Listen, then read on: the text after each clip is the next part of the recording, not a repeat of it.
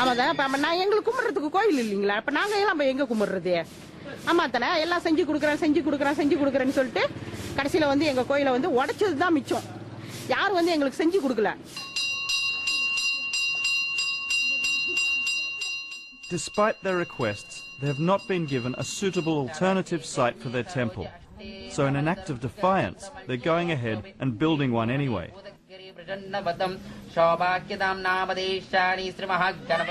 It's wedged between two houses, just meters from the site of the old one.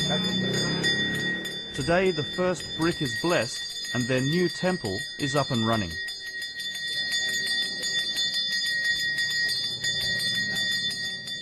உருவாக்கணுமே தவிர உடைக்க கூடாதுங்க.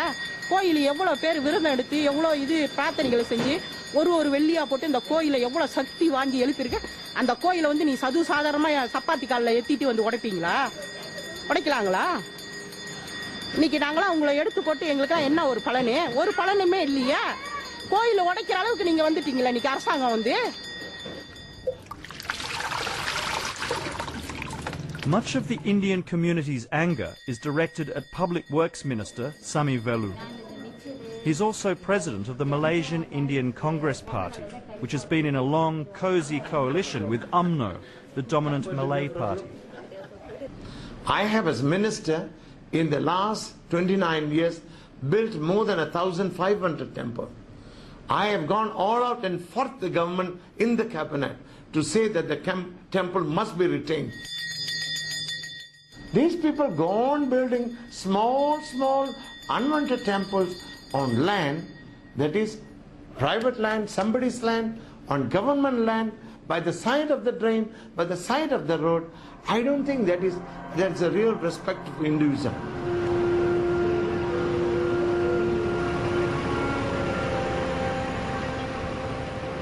When the Indian community's frustration started boiling over last November, thousands gathered here at the Batu Caves temple compound to get some rest the night before Hindraf's big demonstration. They had no inkling of what was to come. Early in the morning, before dawn, the police attacked, firing a water cannon and tear gas into the temple grounds. In the chaos that followed, there were injuries on both sides. 31 people were charged with attempted murder of a policeman. So this and the very fact that police had desecrated a place of worship left Indians across Malaysia furious with the government.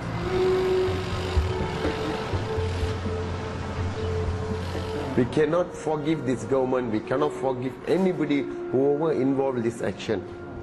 This is going to be black mark in the heart for the generation. Nobody going to forgive these people for their actions.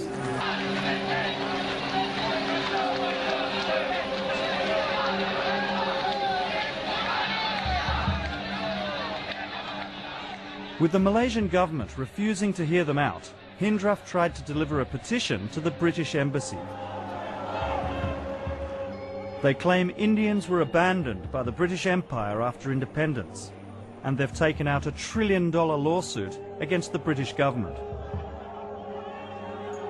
The man the Malaysian government considers the sole Indian political voice has little sympathy for their tactics. They've encouraged bad practices of youths, going around fighting, shouting, and doing everything. They have completely spoiled this peaceful community. This is what they have gained, nothing else. But they are diminishing slowly. Traditionally, Indians have voted in a bloc for the Malaysian Indian Congress, which has allowed Sami Velu to keep his seat for 29 years. But with a national election rapidly approaching, it's clear to everyone but him that these loyalties may be shifting. But it does seem that this time you are in a difficult position. No? I'm not at all. I'm very comfortable. Aren't you caught between a rock and a hard place? You've got the certain elements, quite strong opposition amongst the Indian community. No, not at all.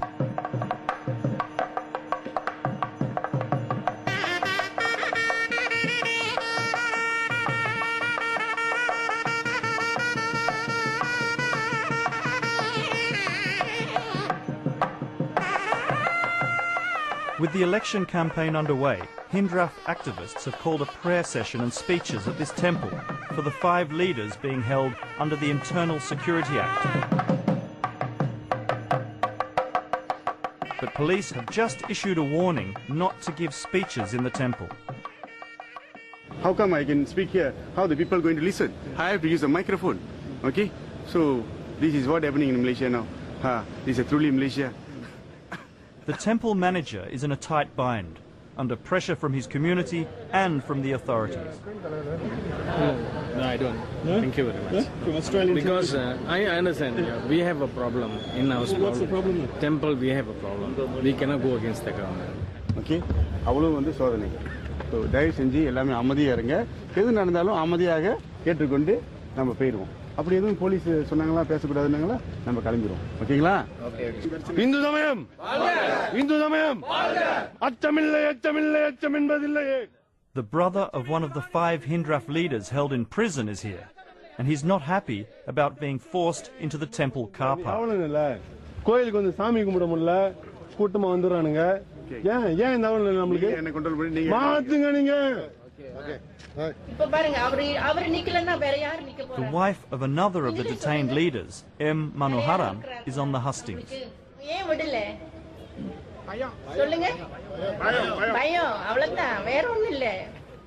Mrs. Manoharan has been campaigning on behalf of her husband, who, strange as it sounds, has been contesting this election from his jail cell. எப்படியாச்சும் அவருக்கு vote பண்ணுவீங்க. அவர் win பண்ணா நம்மளுக்கு எல்லாம் நல்லது. அவர் உங்களுக்கும் வேணும், எனக்கும் வேணும். Yes, correct.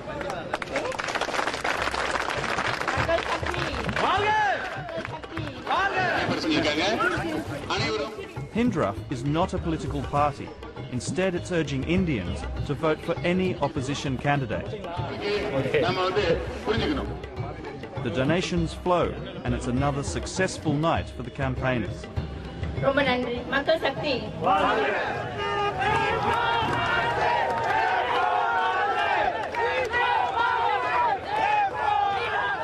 As the election draws nearer, there's a growing sense that the government is in deep trouble.